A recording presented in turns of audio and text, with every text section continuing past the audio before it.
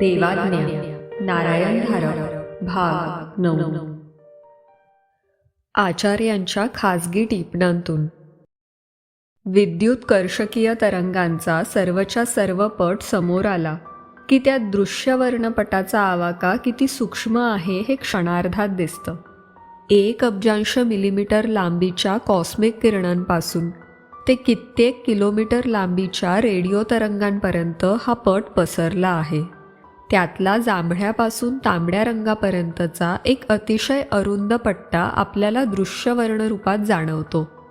मधमाशासारख्या काही सजीवांना अल्ट्राव्हायलेट तरंगाची जाणीव असते, तर सर्पजातीसारख्या काहींना इन्फ्रारेड तरंग जाणवू शकतात.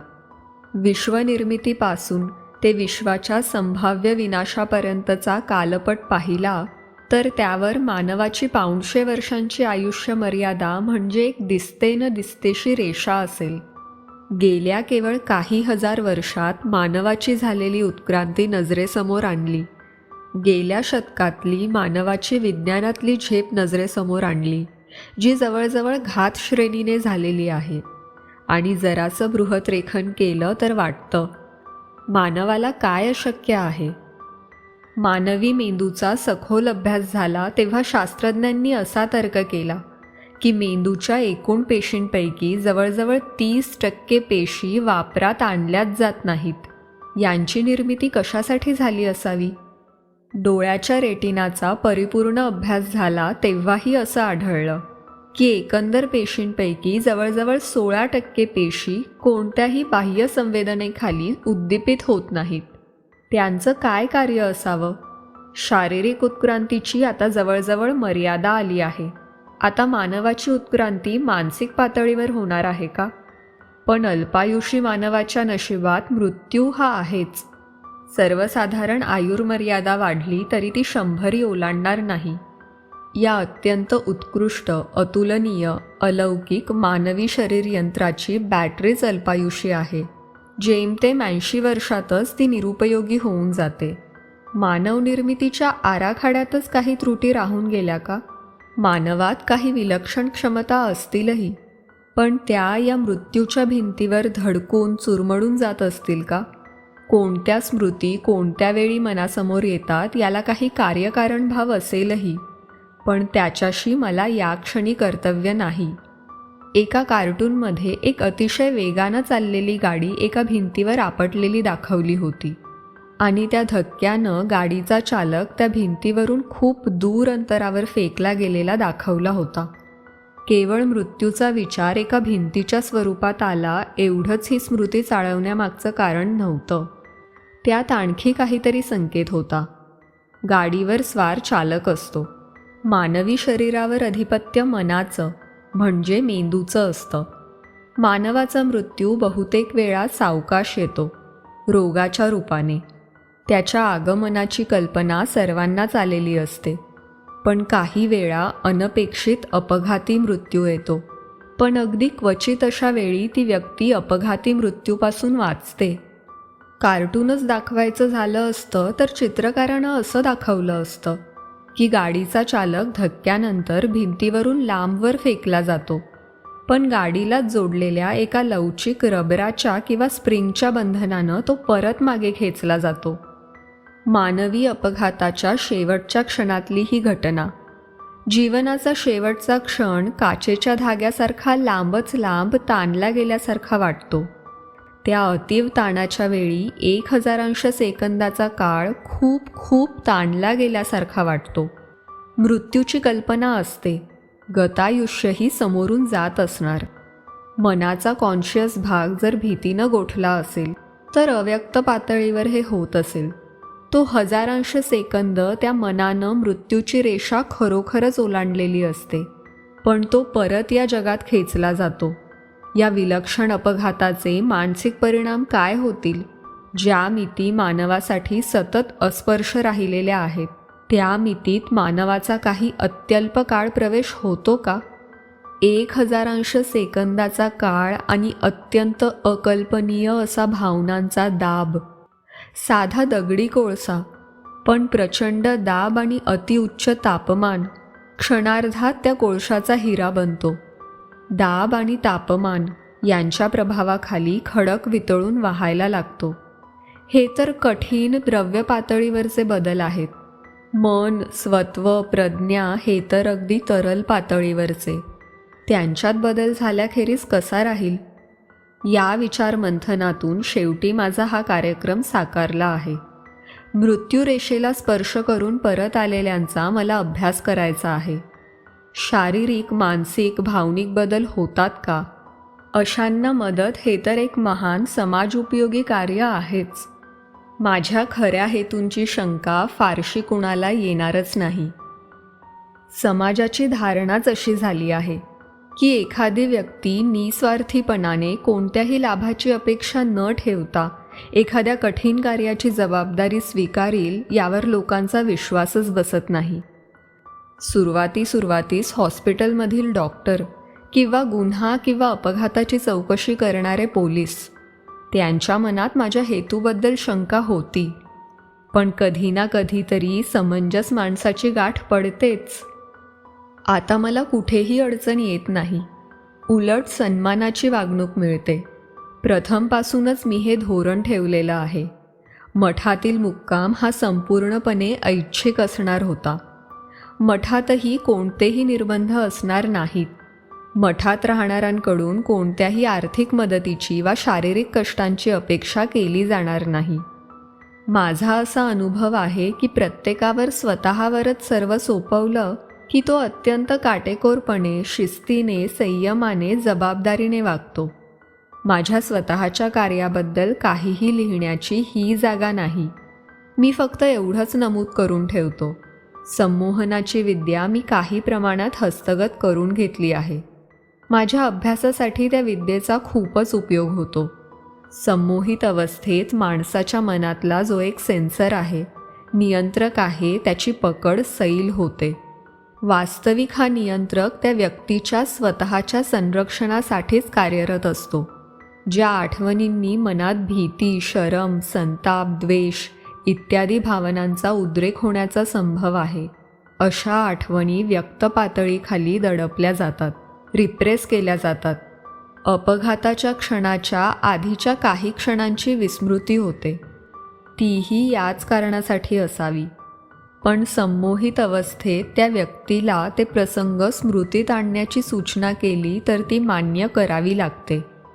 ज्या व्यक्तींच्या आयुष्यात मृत्यूच्या क्षणाला स्पर्श करण्याची स्फोटक घटना घडली होती, त्या व्यक्तींचा त्या क्षणाचा अनुभव काय होता हे मला जाणून घेण्याची इच्छा होती.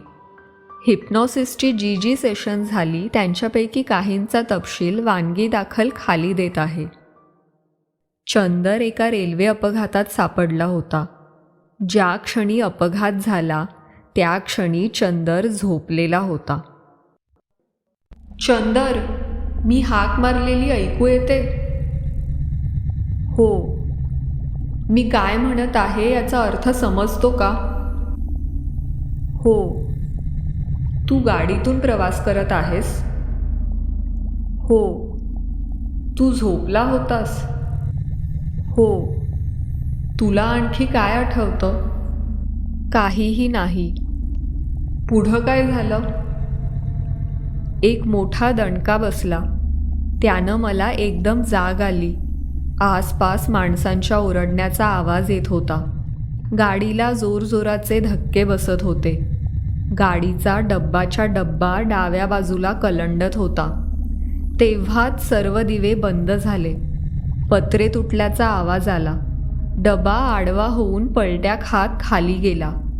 माझ्या डोक्यावर काहीतरी आपटलं आणि माझी शुद्ध गेली. त्यावेळी काय वाटत होतं? काही आठवत नाही. कसला विचार मनात येत होता? हे काय चाललंय असं वाटत होतं. आपण मरणार आहोत असा विचार मनात आला? नाही. चंदर खोटं बोलत नव्हता. खोटं बोलू शकतच नव्हता. पुढचं काय आठवतं? नाकात कसला तरी कडक वास होता. लोकांची धावपळ चालली होती. मला एका फळीवर घालून मोठ्या गाडीत ठेवलं. एवढंच? हो. अगदी नक्की? नीट आठव. एवढंच. जराशी असमाधानकारक मुलाखत, पण त्यावर मी जसा जसा जास्त विचार केला तेव्हा माझ्या ध्यानात आलं, काही वेळा माणसाला आपला मृत्यू ओढावणार आहे याची कल्पनाच नसते. क्षणार्धात झालेला प्रचंड स्फोट किंवा आकाशातून अकस्मात कोसळलेली कडाडती वीज. परंतु असेही काही प्रसंग असतात जेव्हा माणसाला आपला मृत्यू क्षणाक्षणाने जवळ येत असताना जाणवतो. उदाहरणार्थ, जळत्या इमारतीत सापडलेला एखादा अभागी जीव किंवा बुडणाऱ्या जहाजावरचा एखादा दुर्दैवी प्रवासी. क्वचित वेळा मारेकऱ्याच्या रूपानं मृत्यू जवळ येताना जाणवतो. सुरा, बंदूक, पिस्तूल, गळ्याभोवती आवळणारा फास, अंगावर ओतलं जाणारं रॉकेल. मृत्यूची अपरिहार्यता जाणवते, पण शेवटच्या क्षणी मृत्यूची सावली दूर होते.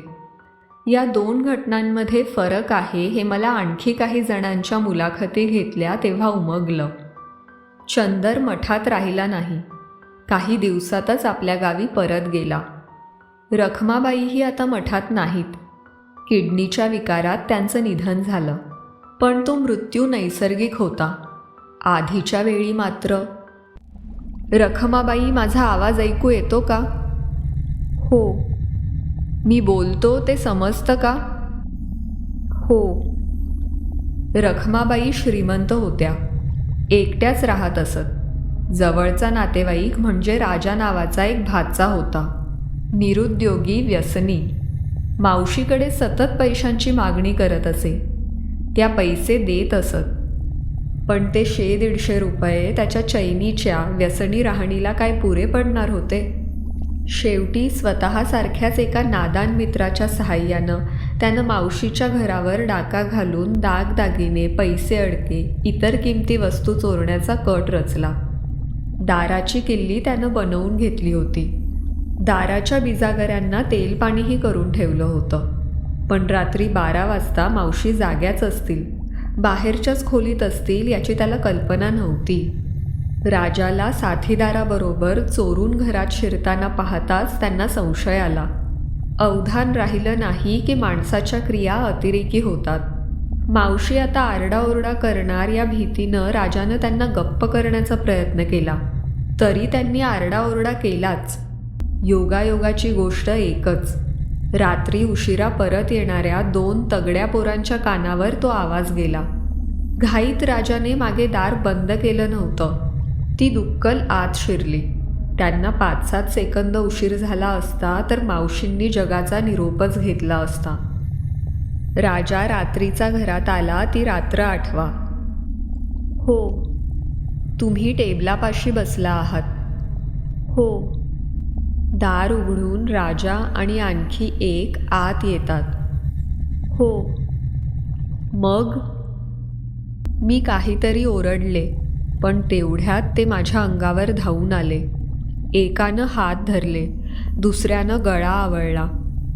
मग श्वास रोखला गेला. डोळ्यांसमोर अंधारी आली. वाटलं आता मरणार.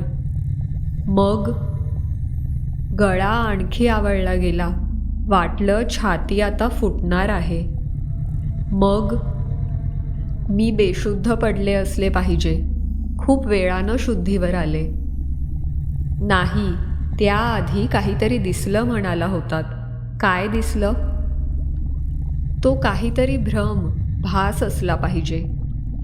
तरीही सांगा, काय दिसलं? वाटलं शरीर कापसासारखं हलकं झालं आहे. वाऱ्यावर तरंगत आहे. खाली रंगीबेरंगी फुलांचे ताटवे पसरले आहेत. पण हा भासच नाही का? एवढा वेळ तरी होता का? ते असू दे. आणखी काय दिसलं? लांबवर एक उंचच्या उंच पर्वताचा सुळका होता आणि त्याच्या अगदी माथ्यावर सूर्य लखलखत होता. म्हणजे प्रकाश होता. सूर्यच असला पाहिजे, नाही का? पुढे वाटत होतं मनात आणलं तर क्षणभरात आपण त्या पर्वतमाथ्यावर जाऊ शकू. खरं तर वाटत होतं काहीच अशक्य नाही. मावशी दुःखी चेहऱ्यानं गप्प बसतात. पुढे पुढे काय? सगळा अंधार, चेहऱ्यावर गार पाण्याचा शिडकावा. जाग आली ती माझ्या घराच्या बाहेरच्या खोलीत आली. पुन्हा कधी तो देखावा दिसला? नाही. स्वप्नात सुद्धा नाही. नाही. पाहावासा वाटतो? नाही, कारण त्याची किंमत फार आहे. मावशींचा हा अनुभव विचार करायला लावणारा होता. खास हेही शक्य होतं की विलक्षण उद्दीपित झालेल्या मज्जापेशींनी कोणतं तरी एक प्राचीन स्वप्न समोर साकार केलं असेल. कोणतीही शक्यता नाकारता येत नव्हती. पण आणखी प्रयोग करायला मनाला उभारी आली होती. या अतिरेकी आपत्कालीन अनुभवात मनाचे, मेंदूचे जुने संदर्भ सैरभैर होतात. नव्या वाटा, नवे सांधे, नव्या जोडण्या, नवी वलये अस्तित्वात येतात. ही गोष्ट तर सिद्ध झाली होती. हे उघड झालं होतं की काहीतरी नवीन इथं मनाला स्पर्श करत होतं. पण मानवी मेंदूनं स्वतःसाठी बाहेरच्या जगाची जी एक प्रतिमा बनवलेली असते, मानवाचे जे काही परंपरागत विश्वास असतात, त्यांना बाधा आणणारं किंवा त्यांना छेद देणारं काहीही मन स्वीकारत नाही. दृष्टी, नाद, गंध, स्पर्श या इंद्रियातूनच मानव बाह्यसृष्टी अनुभवतो. मनातल्या सर्व विचारांवर या प्रतिमेचं बंधन असतं. ही मनाची चारी द्वारं बंद करायला हवीत. सेन्सरी डेप्रिवेशनचे काही प्रयोग झालेले आहेत. प्रज्ञेची बैठकच बदलण्याची, म्हणजे अल्टर्ड स्टेट ऑफ कॉन्शियसनेस, ही कल्पना त्यामागे आहे. मला प्रयोग करून पाहायला काय हरकत होती? मठाची आर्थिक परिस्थिती उत्तम आहे. देणग्यांसाठी वा मदतीसाठी मी कधीही प्रचार केला नाही. पत्रकं पाठवली नाहीत. प्रसिद्धी माध्यमांतून मठाचं नाव आणि कार्य यांची जाहिरात केली नाही.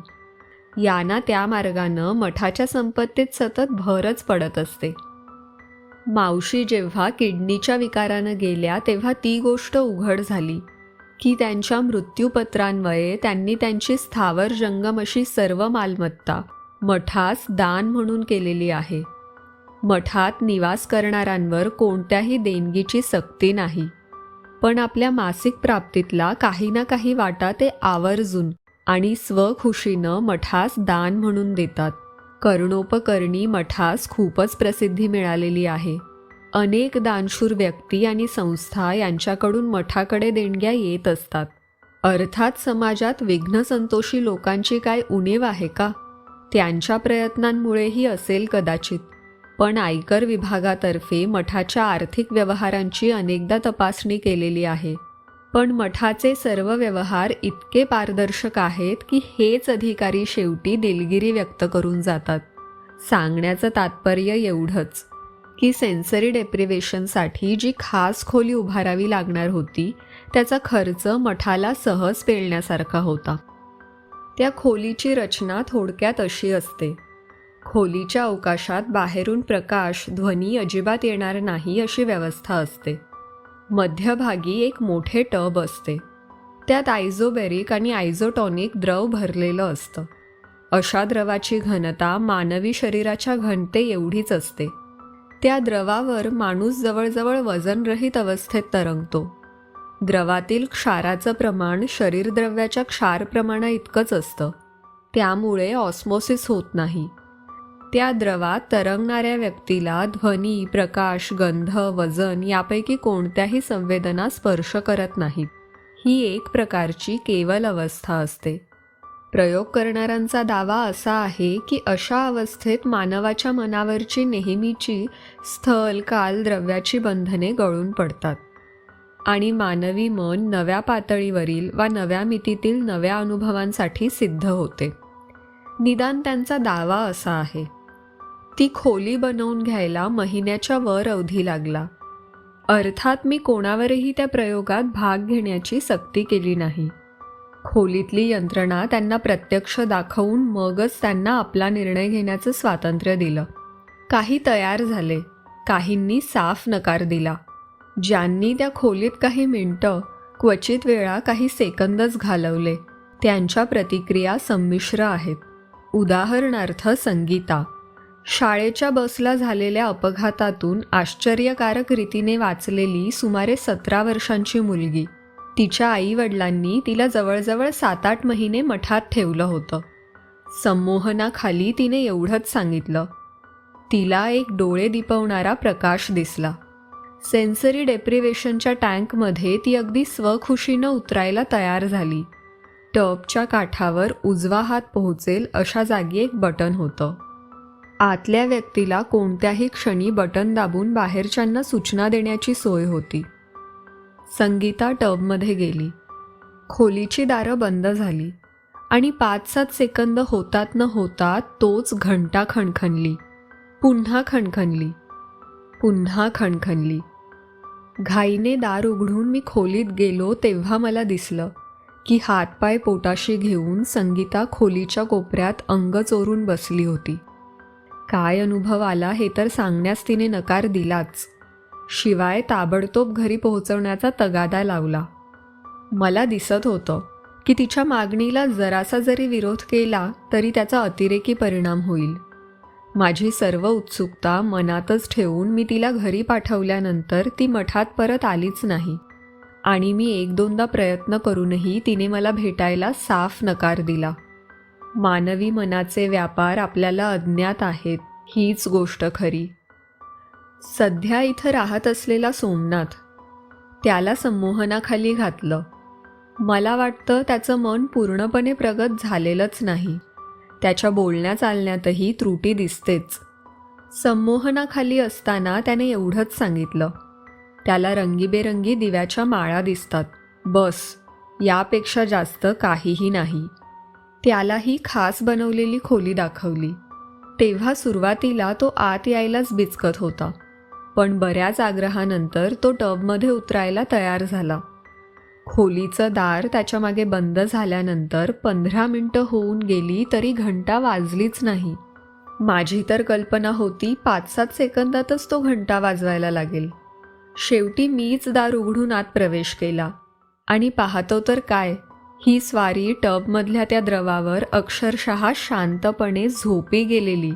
हे इतकं अनपेक्षित होतं की मला मोठमोठ्यानं हसूच आलं आणि त्या आवाजानं सोमनाथला जाग आली. त्याला टब बाहेर काढून खोलीबाहेर आणलं. जशी भांड्याला काही खोली असल्याखेरीज त्यात कशाचा साठा करता येत नाही, तशीच मनाला काही किमान पात्रता असल्याखेरीज त्यात या नव्या मितीतल्या संवेदनांना प्रवेशच मिळणार नाही. निदान या क्षणीची माझी धारणा अशी आहे.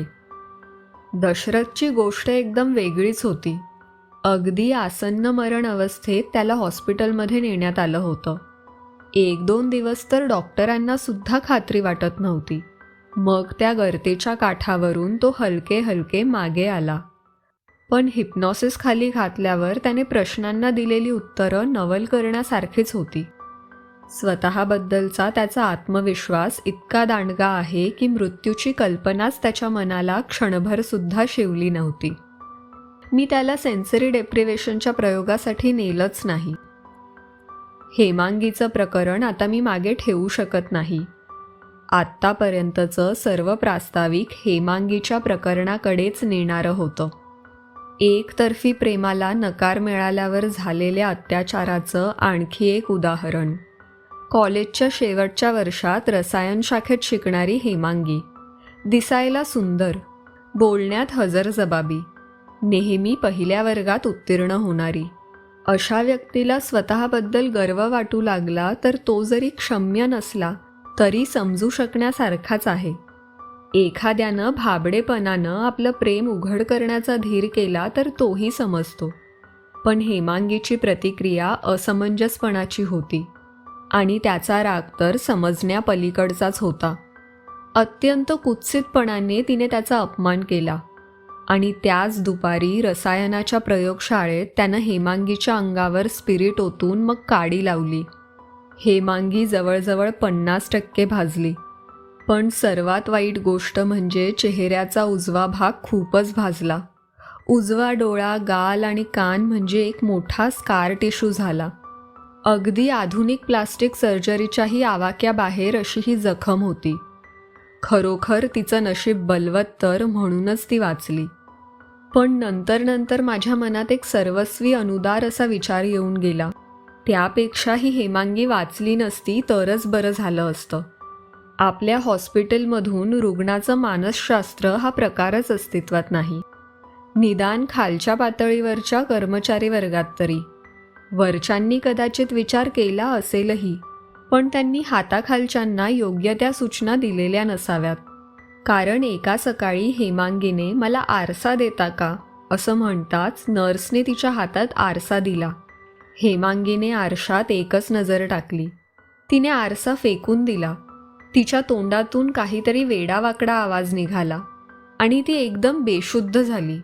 आरडाओरडा झाला, धावपळ झाली, डॉक्टर आले, इंजेक्शनं झाली, चौकशी झाली. त्या नर्सला डॉक्टरांनी खूप झापलं, पण जे नुकसान व्हायचं ते होऊन गेलं होतं. अर्थात हाही प्रश्न आहे. डॉक्टरांना जरी कल्पना असती तरी त्यांनी हेमांगीची मानसिक तयारी कशी काय करून घेतली असती. सौंदर्य हा स्त्रीचा अगदी सर्वात मौल्यवान ठेवा. तोच असा क्षणभरात हिसकावून घेतला गेला. त्याऐवजी चेहऱ्यावर अशी घृणास्पद कुरूपता आली. हेमांगीसारखी इगोइस्ट मुलगी ते कसं सहन करू शकणार. हेमांगी एक प्रकारच्या शॉकमध्ये गेली. तिनं बोलणंच बंद केलं. डोळे मिटून ती नुसती पडून राहायची. प्रश्नांना हो किंवा नाही या पलीकडे उत्तरं द्यायची नाही. तोंडाला कप किंवा पेला लावला तर पिऊन टाकेल. तोंडात घास घातला तर खाईल. तशी शारीरिकदृष्ट्या ती जवळजवळ पूर्ववत झाली होती. पण मनानं तिनं जगाशी जणू संबंधच तोडून टाकला होता. घरी नेल्यानंतर घरच्यांनी उपचारात काहीही उणीव ठेवली नाही. चांगले नामांकित सायकोथेरपिस्ट बोलावले गेले. मानसोपचार तज्ज्ञ काहीही म्हणोत. रुग्णाचं संपूर्ण सहकार्य असल्याखेरीज मानसिक विकार दूर होत नाहीत, अशी माझी धारणा आहे. जी सर्व काळ गर्दीचा केंद्रबिंदू असायची, जिच्या भोवती तरुण वर्ग रुंजी घालायचा, जिचा तरुण मुली हेवा करत असत, अशी हेमांगी. आता तिचा सहवास टाळला गेला असता. आता तिच्याबद्दल कीव वाटली असती. पाठीमागे तिची कुचेष्टा झाली असती. ती या नव्या बदललेल्या आयुष्याचा स्वीकार कसा करणार. त्या तज्ज्ञांच्या उपचारांना काहीही यश मिळालं नाही. हेमांगीच्या नातेवाईकांपैकी कुणीतरी तिच्या घरच्यांना माझं नाव सुचवलं असावं. त्यांच्या आमंत्रणावरून मी हेमांगीला भेटायला गेलो. आधी तिची गाठ न घेता घरच्यांशी बोललो. तेव्हा वर लिहिलेली सर्व हकीकत कानावर आली. विचार करायला लावणारी हकीकत खरी. माझ्याकडून आपली काय अपेक्षा आहे? मी विचारलं. आम्हाला काही सुचतच नाही, ते हताशपणे म्हणाले. सर्व उपचार झाले, आता तर आम्ही अगदी हात टेकले. माझ्या संबंधात तुमच्या कानावर काय आलं हे मला माहीत नाही, मी म्हणालो. तेव्हा ऐका, मी काही कुणी योगी नाही. माझा मठ म्हणजे काही निसर्गोपचार केंद्र नाही. कोणत्याही पॅथीचे तिथे उपचार होत नाहीत. तिथं वास्तव्य केल्यानं काही शारीरिक वा मानसिक फायदा होतो असा माझा दावा नाही. मी एवढंच सांगतो, मठात जे राहतात ते समाधानानं राहतात. हेमांगीही काही दिवस मठात राहू शकते. योग्य वाटल्यास ती तिथं आणखी राहील अथवा घरी वा इतरत्र जाईल. आणखी एक महत्त्वाची गोष्ट, माझी आपल्याकडून कोणतीही आर्थिक अपेक्षा नाही. आचार्य, तुम्ही हेमांगीला एकदा भेटाल का? का नाही, अवश्य. फक्त एकच, मला एकट्याला तिची भेट घेऊ द्या. ठीक आहे. हेमांगी भिंतीकडे तोंड करून झोपलेली होती. खोलीत गेल्यावर सुद्धा मुद्दामच मी दार लावल्याचा आवाज केला. कॉटपर्यंत जाताना पावलांचा आवाज केला. मग तिच्या कॉटपाशी स्तब्ध उभा राहिलो. तिच्या डाव्या खांद्याच्या ताठपणावरून उघड दिसत होतं की ती जागी आहे. तिचं नैसर्गिक कुतूहल तिला गप्प बसू देणारच नाही ही माझी खात्री होती. तो कयास खरा ठरला. मिनिटभरातच ती वळली. तिचा चेहरा पाहून मला केवढा धक्का बसला. तिच्याशी कसं वागायचं याचा विचार करत असताना मी विसरूनच गेलो होतो की भाजल्यानं तिचा चेहरा विद्रूप झाला आहे. पण इतका विद्रूप, इतका हिडीस. तिच्या मनस्थितीबद्दल तिला दोष कशासाठी द्यायचा? चेहऱ्याचा कपाळापासून मानेपर्यंतचा सर्व उजवा भाग एक सुरकुतलेला लाल पांढरा स्कार टिश्यू होता. डोक्याचे उजवीकडचे केसही गेले होते. हेमांगीने आपला विद्रूप चेहरा लपवण्याचा प्रयत्न तर केला नव्हताच, उलट तो अगदी मुद्दाम अनावृत ठेवला होता. कार्यक्षम असलेला एकच डोळा आश्चर्यानं जरासा विस्फारला. माझी भेट तिला सर्वस्वी अनपेक्षित होती. दोन्ही हातांच्या काही विवेक्षित हालचालींनी मी तिला हिप्नोटाईज केलं. हेमांगी, मी काय बोलतो ते ऐकू येतं का? हो, लागलीच प्रतिसाद आला. मी काय बोलतो ते समजतं का? हो. मी आचार्य, माझा मठ आहे. घरच्यांनी आचार्यांच्या मठात काही दिवस राहण्यासाठी जाशील का असं विचारलं तर तू हो म्हणणार आहेस, समजलं? हो. माझी भेट झाली हे तू विसरून जाणार आहेस, समजलं? आता तू झोपी जाणार आहेस. हो. आता शांतपणे झोपी जा, झोपी जा. मी तिच्या खोलीबाहेर आलो तेव्हा घरातली माणसं जरा संचित अवस्थेतच माझी वाट पाहत होती. ती आता झोपलेली आहे, मी म्हणालो. जाग आल्यावर तिला विचारा, आचार्यांच्या मठात काही दिवसांसाठी जाशील का? तिची तयारी दिसली तर तिला आश्रमात पोचवा. तिथे तिला करमेल, योग्य वाटलं तर ती राहील, नाहीतर इकडे परत येईल. ठीक आहे, मी जातो. हेमांगी आश्रमात येणारच होती, पण सध्या आश्रमात राहत असणाऱ्यांना तिच्या संबंधात काही पूर्वकल्पना देणं आवश्यक होतं. मी सर्वांना एकत्र केलं. आज किंवा उद्या एवढ्यातच हेमांगी नावाची मुलगी इथं येणार आहे. मी त्यांना सांगितलं. एका दुर्दैवी अपघातात भाजल्यानं तिच्या चेहऱ्याचा उजवा भाग अगदी विद्रूप झाला आहे. तिची मनस्थिती मोठी चमत्कारिक आहे. तिच्याशी सांभाळून वागा. याआधी ती खूप सुंदर आणि अगदी लोकप्रिय होती. तिच्याशी जरा सहानुभूतीनं, समजुतीनं, सौजन्यानं सांभाळून वागा, एवढंच सांगायचं आहे. संध्याकाळीच हेमांगी मठावर हजर झाली. तिचा चेहरा किती विद्रूप दिसत होता हे शब्दांनी सांगणं अशक्यच होतं. मठातल्यांना धक्का बसायचा तो बसलाच. विशेष म्हणजे हेमांगी चेहरा लपवण्याचा कोणताही प्रयत्न करत नव्हती. उलट एखादं आव्हान दिल्यासारखं वागत होती. तिच्या चेहऱ्यातला एकच डोळा सर्वांकडे धीट, उद्दाम नजरेनं पाहत होता. तिच्याशी कसं वागावं याचा भल्याभल्यांना प्रश्न पडला असता, मग ते तर साधे लोक. तिला घेऊन मी माझ्या कार्यालयात आलो. खूण करून तिला समोरच्याच खुर्चीत बसायला सांगितलं. हेमांगी, घरच्यांनी तुला मठासंबंधात काही माहिती दिली का? नाही, ती थंड आवाजात म्हणाली. मग ऐक, तू हे एक प्रकारचं शिबिर समजू शकतेस. इथे तुझ्याकडून कोणत्याही शारीरिक वा आर्थिक मदतीची अपेक्षा नाही. इथे जेवण खाण, झोपणं, उठणं, बाहेर जाणं याबाबतीत कोणतेही निर्बंध नाहीत, नियम नाहीत. प्रत्येकजण त्याच्या मनात येईल तसा वागायला संपूर्ण स्वतंत्र आहे. एवढंच काय, इथे राहणंही केवळ तुझ्या मर्जीवर अवलंबून आहे. कोणत्याही क्षणी तू मठ सोडून जाऊ शकतेस. तुला लेखनाचा, वाचनाचा, चित्रकलेचा, संगीताचा कोणताही एखादा छंद असला तर तो तू इथं पुढं चालू ठेवू शकतेस. तुला एकंदर कल्पना आली का? हो. आणखी एक आहे. दुर्दैवानं तू एका कठीण प्रसंगातून गेली आहेस. तुझ्या रूपावर त्याचा कायमचा परिणाम झालेला आहे. तू येण्याआधी इथल्या लोकांना मी याची थोडी बहुत कल्पना दिलीच आहे. शक्यतो सर्वजण तुझ्याशी सांभाळून वागतील.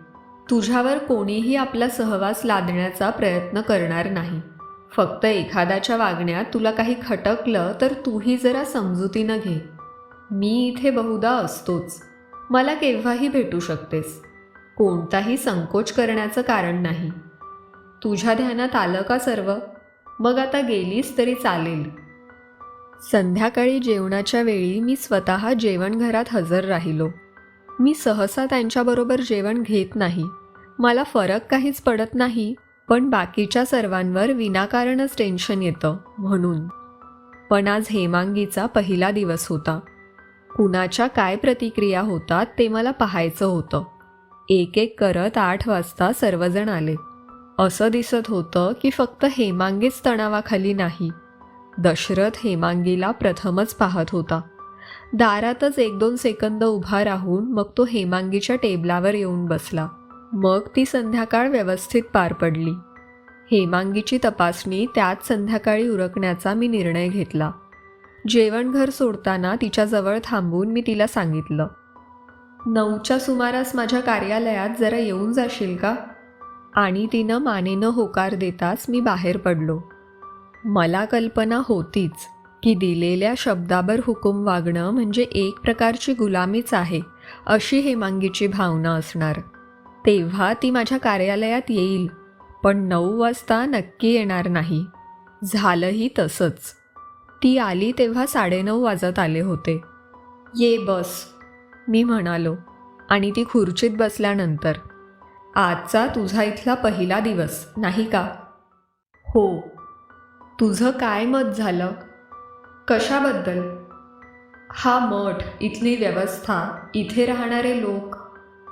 2 तासात काय मत होणार? बरोबर आहे.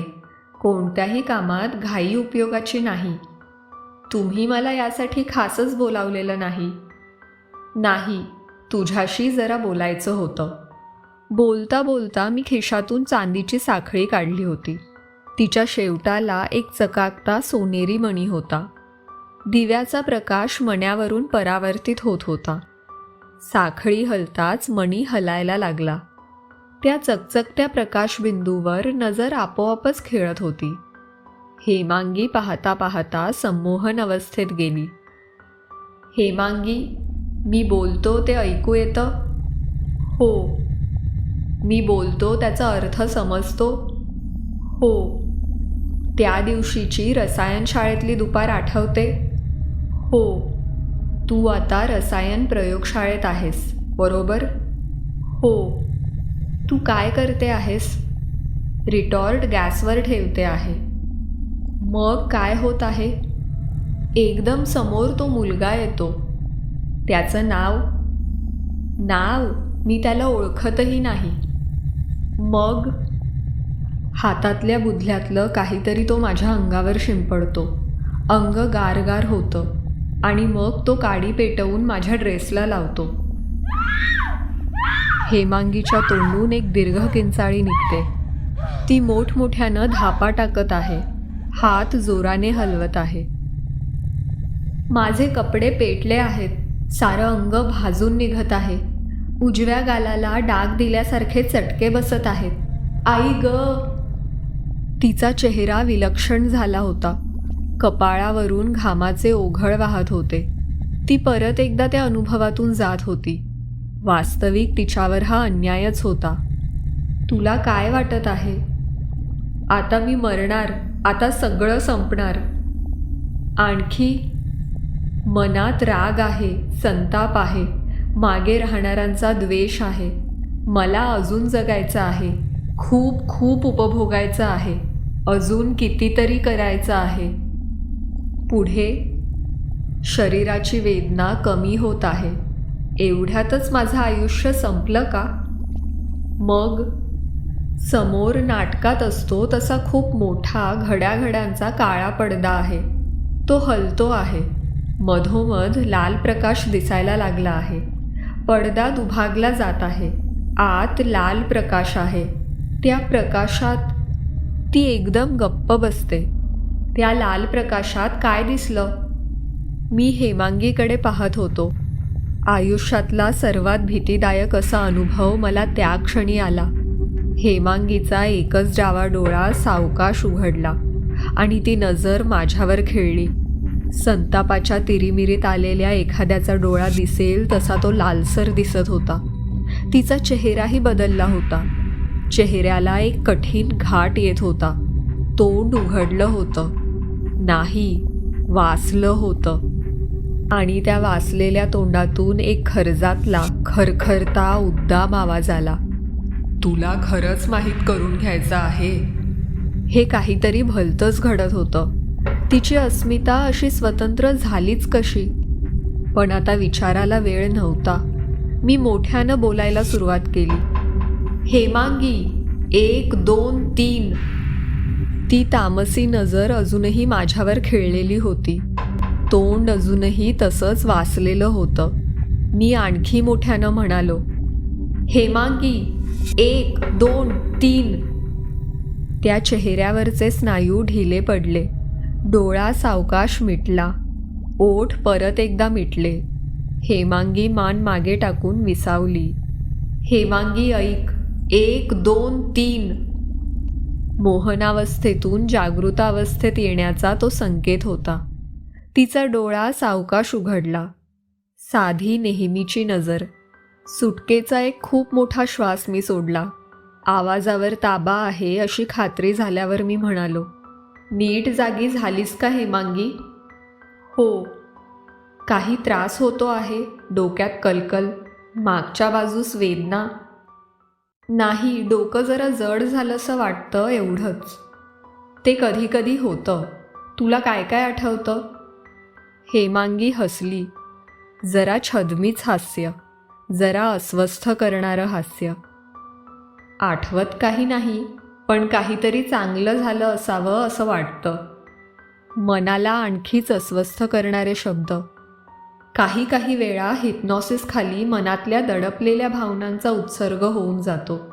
एक कथार्सिस होतं. त्यानं कधी कधी हलकं वाटतं. हेमांगी मानेनेच नाहीची खूण करत होती, पण ती बोलली मात्र काहीच नाही. तू आता झोपायला गेलीस तरी चालेल. आचार्य, माझी परवानगी न घेता तुम्ही मला हिप्नोटाईज केलं होतं. आता जरा धीट पवित्रा घेण्याची वेळ आली होती. हो, तुझ्यावर जो महाभयंकर प्रसंग ओढावला होता त्याचे काही काही वेळा खोल परिणाम होण्याची शक्यता असते. मी हिप्नॉसिसखाली काय सांगितलं? महाकलंदर खरी. तुला जाणीव झाली होती की त्या अपघातात कदाचित तुझा प्राणही जाण्याची शक्यता आहे. मृत्यूला मन अनेक संकेत देतं. काहींना तो एका उंच पर्वताच्या कड्यावरून कडेलोट वाटतो. काहींना तो एखाद्या खूप लांब पण अत्यंत अरुंद तोंडाच्या भुयारासारखा भासतो. तुला तो एका अलगद उघडणाऱ्या पडद्यासारखा जाणवला. ती काही बोलली नाही. तसा मीच पुढे म्हणालो, कदाचित नव्या आणि जास्त यशस्वी आयुष्यात पदार्पण होणार असा हा संकेत असेल. शेवटी प्रत्येकाच्या मनाची रचना भिन्न भिन्न असते. ती खुर्चीवरून उठली. मी जाते म्हणाली आणि खोलीबाहेर गेली. आणि मागे मला कशा विचित्र मनस्थितीत ठेवून गेली. आता मी जे काही अनुभवलं होतं त्याचा अर्थ काय लावायचा? तिने वर्णन केलेला काळा पडदा, लाल प्रकाश हे तिच्या कल्पनेचे चाळे असू शकतील, पण हिप्नॉसिसमधून माझ्या संकेताशिवाय बाहेर आलं होतं ते कोण होतं? शरीर हेमांगीचं होतं, पण तो रागानं तांबारलेला चेहरा, ते वासलेलं तोंड, तो खरखरता खर्जातला उद्दाम आवाज, आणि त्या आवाजात मलाच उद्देशून प्रत्यक्ष प्रश्न आला होता. जशी काही त्याला सर्व कल्पनाच होती. हा प्रकार सर्वस्वी माझ्या अनुभवापलीकडचा होता. अगदी नशीब म्हणून हेमांगीने माझी आज्ञा ऐकली आणि 1 2 3 म्हणताच ती जागी झाली. ज्याचा मी इतके दिवस शोध घेत होतो ते माझ्या हाती आलं होतं का? मृत्यू रेषेपलीकडच्या कशाला तरी हेमांगीचं मन स्पर्श करून आलं होतं का? तिला हिप्नॉसिसखाली घालताच हा नवा अवतार पृष्ठावर आला होता. याचा अर्थ हाच होता. तिच्यात नवीन काहीतरी सामावलेलं होतं. रेषेपलीकडचा तो स्पर्श संसर्गजन्य होता. या विचारांच्या गोंधळात सारखं वाटत होतं, आपण काहीतरी विसरलो आहोत. मग एकदम आठवलं, कुत्र्याच्या भुंकण्याचा आवाज, मोत्याचा आवाज. ज्या क्षणी तो लाल डोळा उघडला त्या क्षणी मोत्यानं मोठमोठ्यानं भुंकायला सुरुवात केली होती. मला ते दिसलं होतं.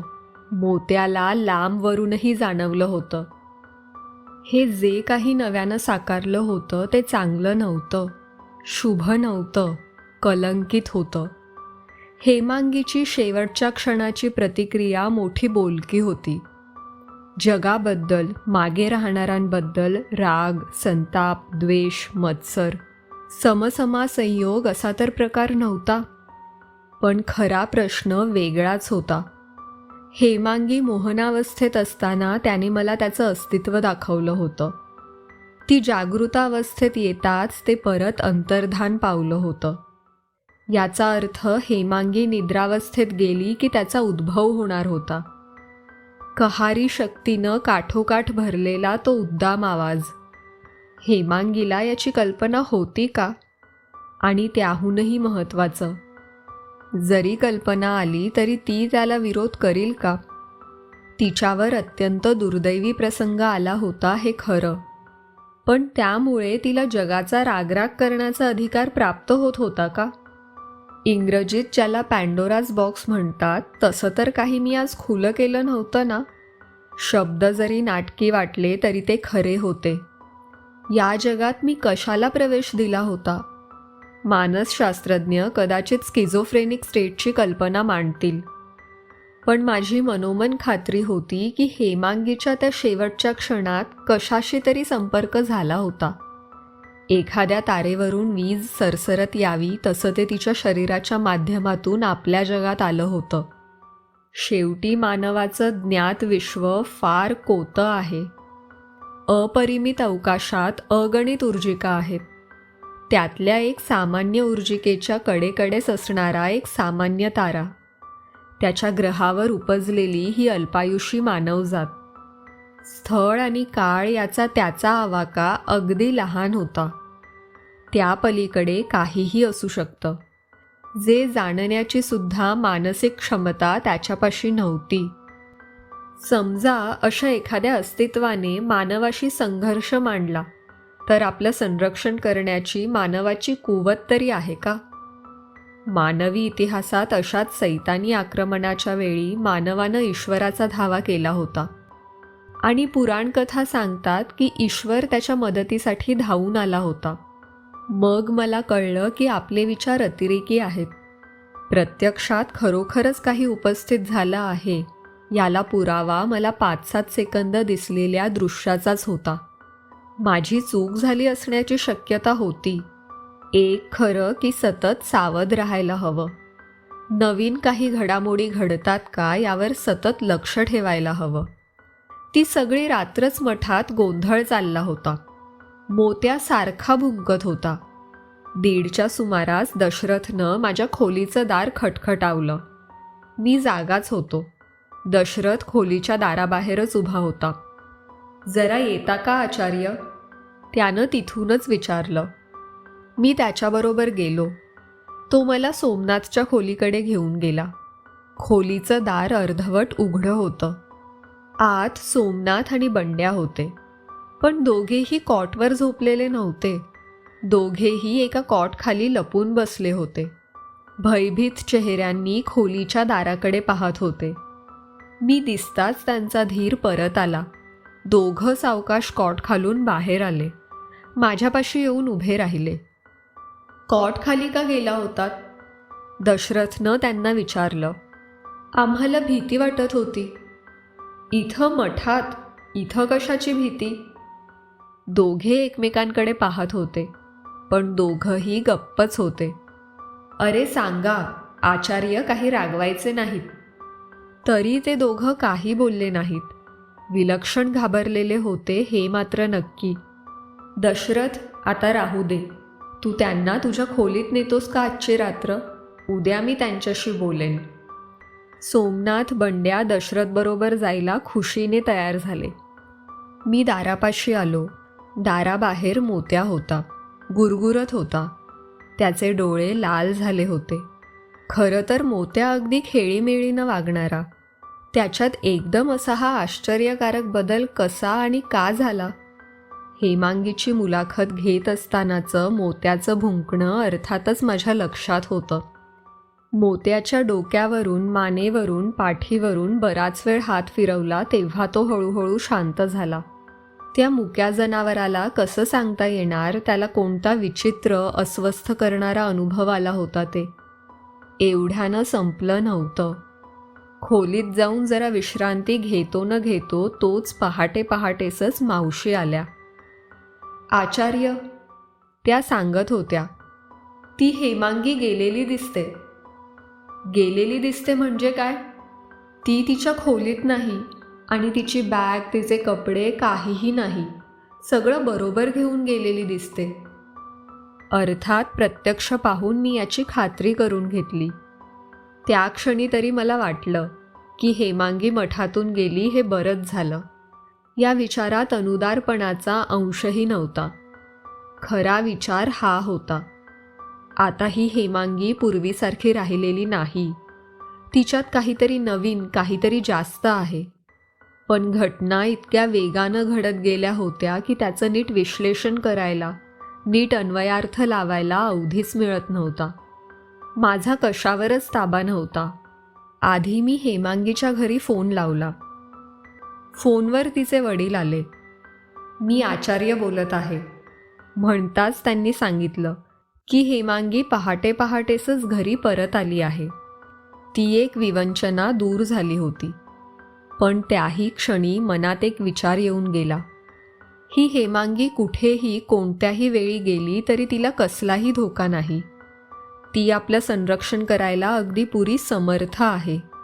संध्याकाळी हेमांगीच्या घरी जाऊन प्रत्यक्ष तिच्याशीच बोलायचं मी ठरवलं. आता बंड्या आणि सोमनाथ. बंड्यापेक्षा सोमनाथ वयानं मोठा असला तरी बंड्याचीच समज त्याच्यापेक्षा जास्त होती. जी गोष्ट समजत नाही, ज्या गोष्टीमुळं त्रास होतो, जी गोष्ट वेदनेचं मूळ असते, अशा गोष्टी संपूर्ण दृष्टीआड करण्याची एक संरक्षक योजना सोमनाथच्या मनात आपोआप तयार झाली होती. त्याच्या मानानं बंड्याचं मन खुलं होतं, चौकस होतं, संस्कारक्षम होतं. सोमनाथ त्याच्या बूथकडे गेल्यानंतर मी बंड्याला बोलावून घेतलं. तसा बंड्या माझ्याशी मोकळेपणानं वागायचा. मोठ्या माणसाच्या मनात जे नाना गंड असतात त्यांच्यापासून बंड्या अगदी मुक्त होता. त्याला हिप्नोटाईज करायला 5 सेकंदही लागले नाहीत. बंड्या, माझा आवाज ऐकू येतो? हो. मी काय बोलतो ते समजतंय? हो. तू रात्रीचा झोपलेला आहेस, मग जागा झाला आहेस. कशाने? मोत्या भुंकत होता, मोठमोठ्यानं भुंकत होता. तो असा कधीही भुंकत नाही. मग मी सोमनाथला हलवून जागं केलं. मग मी त्याला म्हणालो, आपण पाहूया का मोत्या का भुंकतो आहे ते? मग तो हो म्हणाला आणि आम्ही खोलीबाहेर आलो. तिथून दिवाणखान्याच्या दारापाशी आलो, पण आत गेलो नाही. दिवाणखान्यात कुणीतरी होतं. कोण? नीट दिसत नव्हतं. बाहेरच्या दारापाशी एकच दिवा होता. तुला कसं दिसलं कुणीतरी आहे ते? ते येरझरा मारत होतं, मागे पुढे, मागे पुढे. मग सोमनाथचा दाराला धक्का लागला. दाराचा खट आवाज झाला आणि दिवाणखान्यातला येरझारा घालणारा थांबला. आमच्याकडे पाहायला लागला. मग नीट दिसलं? नाही, फक्त एकच डोळा दिसला, लाल मण्यासारखा. मग आम्ही दोघं भ्यायलो. तसेच सरकत सरकत मागे वळलो आणि खोलीत येऊन झोपलो. पण कॉट खाली का? आधी कॉटवर होतो, मग दोघांना भीती वाटायला लागली म्हणून दोघं कॉट खाली लपून बसलो. बंड्या जरासा अडखळला, पण मग म्हणाला, मग काही नाही. दशरथ आणि तुम्ही खोलीत आलात. मी बंड्याला बाहेर पाठवून दिलं. प्रकरण गंभीर होतं यात शंका नव्हती. पुन्हा एकदा वाटलं, हेमांगी मठातून गेली हे फार छान झालं. कारण अगदी हिप्नॉसिस खालीही बंड्यानं काही काही मागे ठेवलं होतं. कदाचित त्यानं ते मुद्दाम केलं नसेल, कारण बंड्या खोलीत आल्यावर काही वेळ गेला होता आणि मगच दशरथ तिथं पोहोचला होता. या मधल्या वेळेत जर काही झालं असेल तर ते या क्षणी तरी अज्ञात होतं. फोन न करताच मी हेमांगीच्या घरी गेलो. त्यांचा प्रशस्त बंगला आहे. बाहेरच्या मोठ्या सिटिंग रूममध्ये हेमांगीचे वडील बसले होते. मला पाहून त्यांना विशेष आनंद झालेला दिसला नाही. त्यांची माझ्याकडून काय अपेक्षा होती? एखादी जादूची कांडी फिरवून मी हेमांगीला एकदम माणसात आणावं. त्यांची मुलीवरची माया समजू शकत होती, पण अपेक्षाही अवास्तव ठेवणं योग्य नव्हतं. मी हेमांगीला भेटायला आलो आहे. मी भेटू का वगैरे विचारायच्या भानगडीतच पडलो नाही. आज पहाटेच केव्हा तरी ती मठातून निघून घरी परत आली. अर्थात तिथे राहण्याची तिच्यावर सक्तीमुळेच नव्हती. मी काही तिला परत न्यायला आलेलो नाही. फक्त तिच्या परत येण्यामागचं कारण समजलं तर मला हवं आहे. ती तुम्हाला भेटेल की नाही शंकाच आहे. मला नाही वाटत ती नकार देईल. तिथं तिच्या मनाविरुद्ध काहीही घडलेलं नाही. ती जेमतेम 8 तास तर मठात होती. त्या 8 तासातच काहीतरी झालं, तिचे वडील म्हणाले. अर्थात मलाही माहीत होतं की काहीतरी महाविलक्षण झालं होतं. ती परत आली, ती एकदम बदलून आली आहे. कशा अर्थानं बदलली आहे? हॉस्पिटलमधून घरी आली तेव्हापासून अगदी उदास असायची, अबोल असायची, एकटी एकटी असायची, कुणाला भेटायची नाही. आणि आता आता त्यांची मान एकदम वर आली. त्यांच्या डोळ्यात राग होता, शंका होती. तुम्ही काय केलंत आचार्य? आल्या क्षणापासून अशी काही उद्दामपणानं वागत आहे. बाकीच्या सगळ्यांना कसपटासारखं वागवतीये. जरा कुणी छेडलं की वाघिणीसारखी त्याच्यावर तुटून पडते. आचार्य, हेमांगी अशी नव्हती हो. जराशी गर्विष्ठ होती, जराशी छंदिष्ट होती, पण अशी शिरजोर, मगरूर नव्हती. कुठे आहे ते सांगा, मी तिला भेटतो. मी उठत म्हणालो. वरच्या मजल्यावर टेरेसजवळची तिची खोली आहे. तिच्या खोलीचं दार उघडच होतं. दारावर मी हाताचा आवाज केला. मी आचार्य आहे. काही प्रतिसाद देण्याची मी 4-5 सेकंद वाट पाहिली आणि मग आत गेलो. गच्चीत उघडणाऱ्या दारापाशी ती आरामखुर्चीत बसली होती. मी तिच्यासमोर जाऊन उभा राहिलो. बसल्या जागेवरूनच ती माझ्याकडे पाहत होती. तू साधी माणुसकीसुद्धा विसरलीस? मी विचारलं. तुमची काय अपेक्षा आहे आचार्य? तुमचे पाय धरू? तुमची पूजा करू? आवाजात केवढा कडवटपणा, केवढा उपहास. मी गप्प बसलो. तिलाच काय बोलायचं असेल ते बोलू देत. ती खुर्चीवरून उभी राहिली. कमरेवर हात ठेवून एखाद्या आव्हानाच्या पावित्र्यात उभी राहिली. मग अगदी खालच्या आवाजात म्हणाली. आता कशासाठी आला तिथे आचार्य? तुमचं काम झालं ना? तुम्हाला हवी ती माहिती मिळाली ना? मला फसवून, हिप्नोटाईज करून तुम्ही तुमचा हेतू साध्य करून घेतलात ना? आता आणखी काय हवं आहे? तू अचानक मठ सोडून घरी का आलीस एवढंच जाणून घेण्यासाठी मी इथं आलो आहे हेमांगी. मी माझं नाटक सुरूच ठेवलं.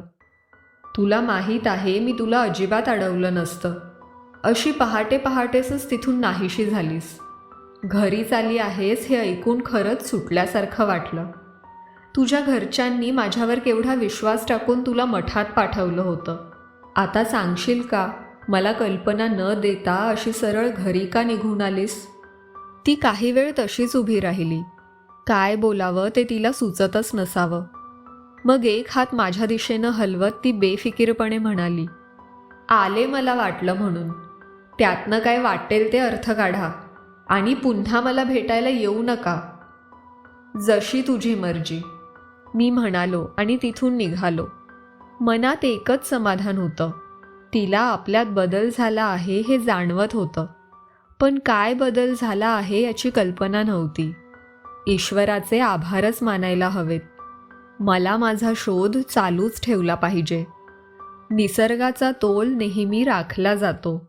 काळ्याला पांढरं, उजव्याला डावं, हलक्याला जड, चलास अचल, ऋणाला घन, वाहकाला विरोधक. शेवटी या समतोलावरच तर विश्वाच्या जगन्नाथाचा रथ क्रमण करत आहे. मला आशा करत राहिलं पाहिजे. मला हवं असणारं माध्यम माझ्या हातात येईल. मठात परत आल्यावर हेमांगीबद्दल सर्वांना त्यांच्या त्यांच्या प्रतिक्रिया विचारल्या. त्या उद्बोधक होत्या. ती जास्त दिवस राहणार नाही ही माझी खात्रीच होती. दशरथ. फार फार छान झालं ती गेली ते. सोमनाथ आणि बंड्या. मी इथे असताना ती कसली राहते. मीना. बरं झालं घरीच आपल्या माणसात गेली ते. माई. बाईंना मी 5-7 सेकंदच पाहिलं असेल. धोंडू.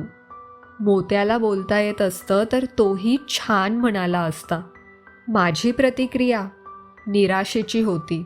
एका अत्यंत रहस्यमय प्रदेशात प्रवेश देणारं द्वार क्षणमात्र उघडलं होतं. त्या अनोख्या प्रदेशातलं जीवाला चटका लावणारं दृश्य क्षणमात्र दिसलं होतं की लागलीच द्वार बंद झालं होतं. अज्ञाताबरोबर धोका हा असतोच, पण दरवेळी केवळ सावध राहून पाऊल मागे घेतलं तर प्रगती कधी व्हायचीच नाही. कोणतीही गोष्ट प्रथम करणारा कुणीतरी असावाच लागतो.